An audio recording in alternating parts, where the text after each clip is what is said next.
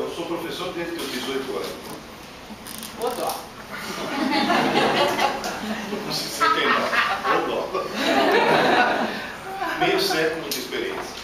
Eu já dei aula para criança, eu já dei aula no médio, eu já dei aula na faculdade, eu dava aula na Escola Politécnica da USP. Dava aula de teoria da relatividade e referenciais da universidade. Simples assim. Simples assim.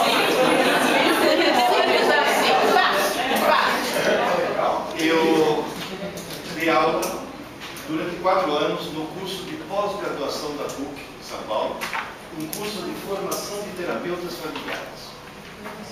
É estranho, né? Pular da teoria da relatividade para terapeuta. Ele falou, você é físico, o que você tem que fazer? Eu entendo. Casei 4 vezes. O ideal, esse que foi a parte estranha, que me levou para um caminho estranho, eu tinha um hobby. Eu programo computadores desde 1967. O primeiro computador que eu programei custava $2 milhões. Só tinha 3 horas. O primeiro computador pessoal que eu tive foi em 1980. Naquela época a gente fazia, eu e minha turma, download wireless antes de existir a internet, usando um dos canais de FM da Rádio USP. Então a gente se divertia muito, eu sempre me divertia. Só que esse divertimento virou lá pelas tantas uma convocação para virar professor titular de técnicas avançadas de processamento de dados numa universidade. Eu aceitei. Eu tinha que dar aula 2 matérias. Noções de computação quântica. Vocês vão ouvir falar muito nisso daqui a 10 anos. E aí que está, inteligência artificial e configuração de redes neurais. A inteligência artificial é fazer um computador pensar. E eu me defrontei com o seguinte dilema.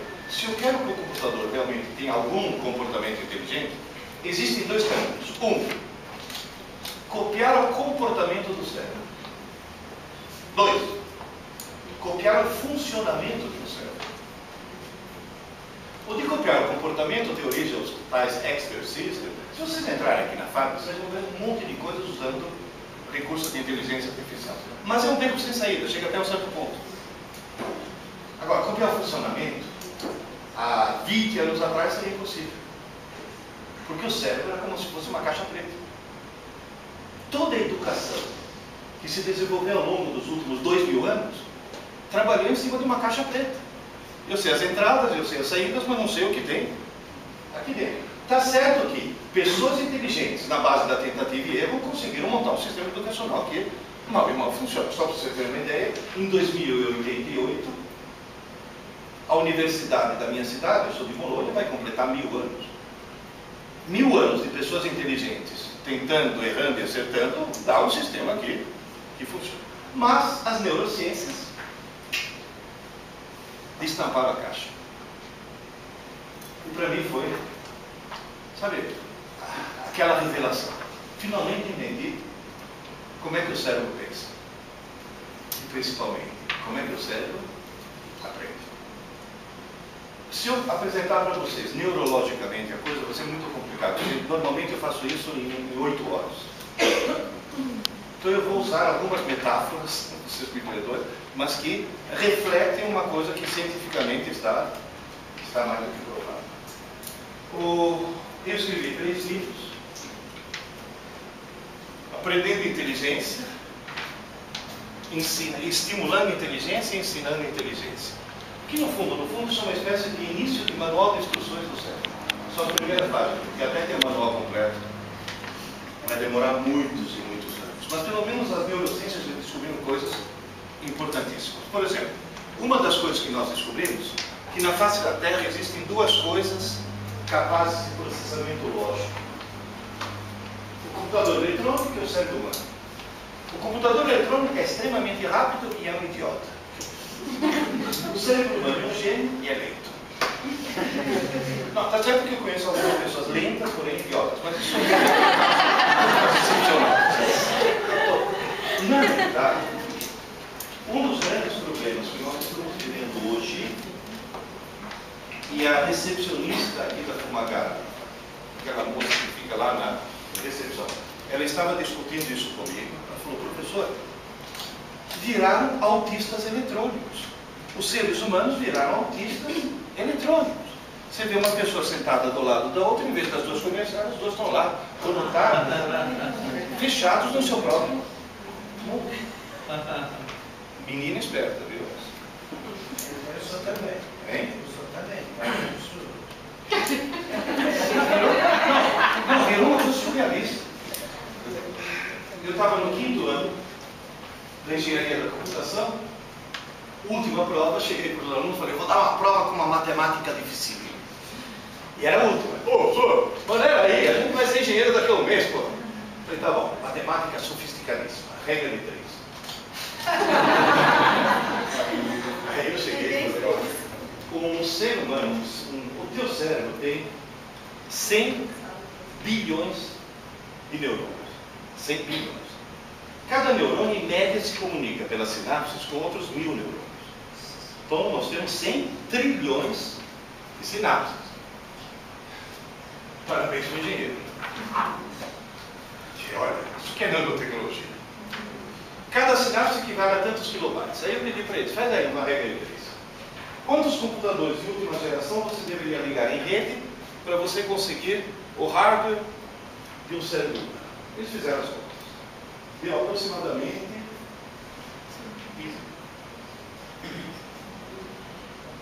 15 mil.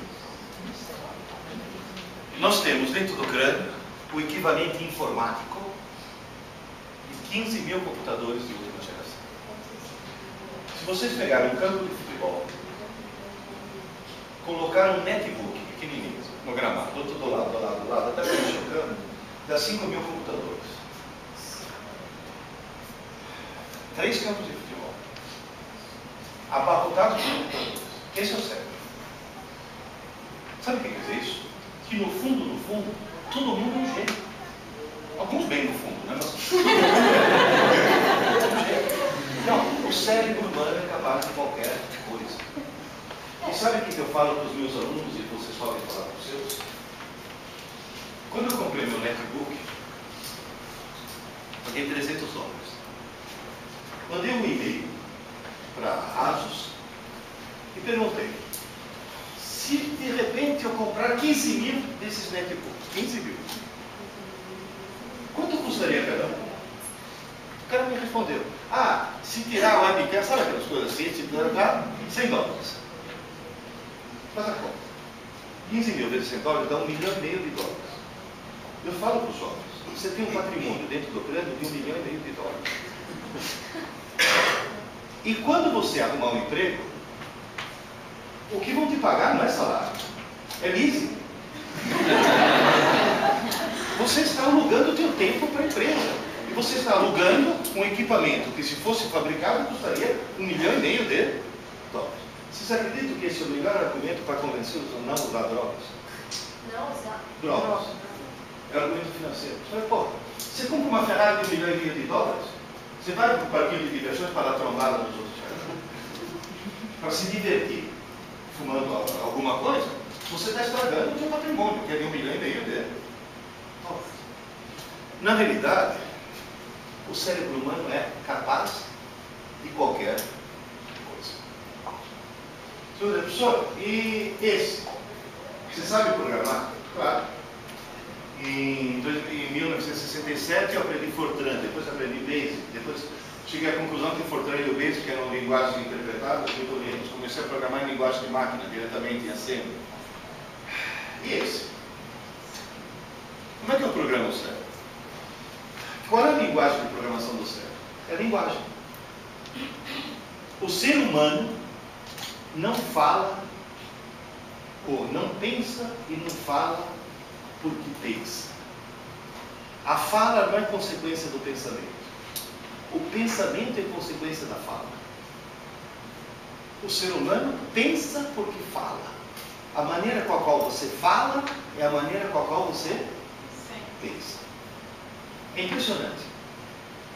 Eu, ao longo das minhas andanças pelo mundo, fui obrigado. Uma das coisas que eu fui obrigado a fazer é aprender português. Eu não sou brasileiro. Eu aprendi português com 12 anos. Cheguei no Brasil, sabia falar bom dia, obrigado, alfinete. Olha, tudo meu.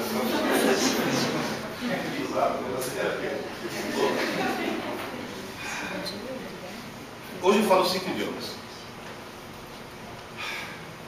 Aliás, tem um aluno que olhou para mim e falou: 5? O senhor é o troglodita?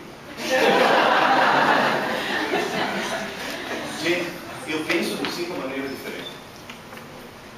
Dependendo do idioma que eu estou falando, é o idioma que eu gosto.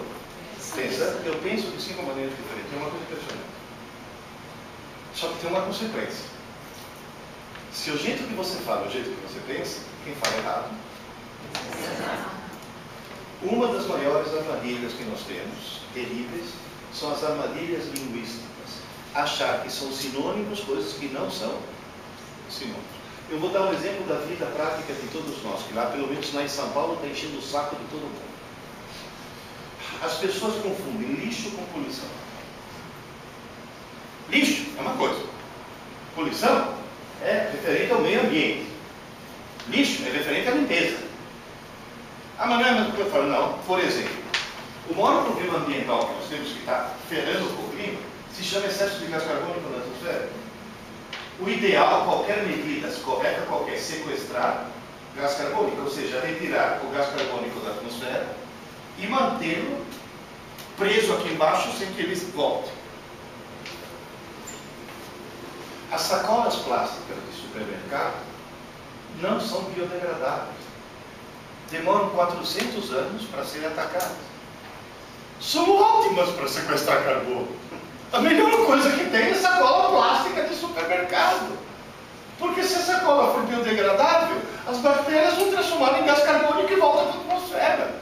Então a melhor coisa que existe para a poluição é sacolas plásticas não biodegradáveis. Então, eliminando agora. Pare de sufocar o planeta. Mas todo esse grande, gigantesco equívoco é um equívoco linguístico. A sacola plástica é muito ruim para o lixo. Vocês percebem, gente? Mas é ótima para... Então, essas confusões linguísticas, cada vez é equívocos terríveis. No sistema escolar tem um equívoco catastrófico. Em termos de ensino. Porque o ensino no Brasil está terrível. Vocês sabiam que nós vamos ter um apagão de professores de química, matemática e física daqui a pouquíssimo tempo? Porque ninguém mais quer ser professor. Então, eu sempre falo, no Brasil existem excelentes professores, a maioria dos quais não está dando aula. E a grande coisa que eu vejo aqui no projeto de vocês é que estão revelando talentos. Tá certo? Tem gente que está na empresa, não é professor, profissionalmente falando, mas na hora que tem o trabalho voluntário, você descobre pérolas. Isso daí. Mas o sistema educacional brasileiro está num ponto catastrófico. Equívoco linguístico. Eu estava em Londrina, no Paraná. A entrevista, a Folha de Londrina quis me entrevistar. A jornalista me perguntou: professor Pierre, por que o sistema educacional brasileiro está num nível tão catastrófico? E eu falei uma frase que ela deixou tão impressionada que ela colocou na primeira página. O Brasil, falei, filho, a explicação é simples. O Brasil tem milhões de alunos e pouquíssimos estudantes. Obviamente, onde está o falso sinônimo? Alunos. E ela me perguntou, mas aluno e estudante não é a mesma coisa? Eu falei, não. Aluno é alguém que assiste às aulas. Estudante é alguém que estuda. E normalmente a armadilha qualquer. Achar que assistir a aula é estudar. Quantas vezes vocês já falaram coisas do tipo: ah, os nossos alunos aqui, os que ainda estão no médico, eles estudam à noite. Vocês não falaram para isso? Eles não estudam, porque eles assistem às aulas. Tem gente que fala, mas não é a mesma coisa. Não é. Por questões meramente econômicas, nós temos que ter um professor e vários alunos. O ideal seria se tivesse um professor para cada aluno. E a tal tutoria, isso funciona que é uma maravilha. A tal escola da ponte, que todo mundo fica, a escola da ponte. Você vai ver, tem um professor para 6 alunos. Ah, vai plantar batata, um professor para 6 alunos, qualquer um dá aulas maravilhosas. Vocês percebem? Então, na realidade, nós temos vários alunos para o professor. Isso significa o quê? A maioria das aulas são expositivas. Para uma coletividade não dá para dar aula que não seja expositiva. Portanto, assistir às aulas é coletivo, por questões econômicas, e passivo, por questões de dinâmica de grupo. Ou seja, o sujeito está junto com outras pessoas e, durante a aula expositiva, está absorvendo. Você está prestando atenção e está de braços cruzados. Mostra que você está recebendo, mas por enquanto você não está entregando. Então é coletivo e passivo. Enquanto que estudar é solitário e ativo. Eu vou falar agora algumas coisas distintas. Mas lembre-se, estou falando com um professor de 100.400 alunos. 100.400 ex-alunos. Só no cursinho. Eu sou um homem que não tem direito à privacidade. Onde quer que eu vá, tem um ex-aluno.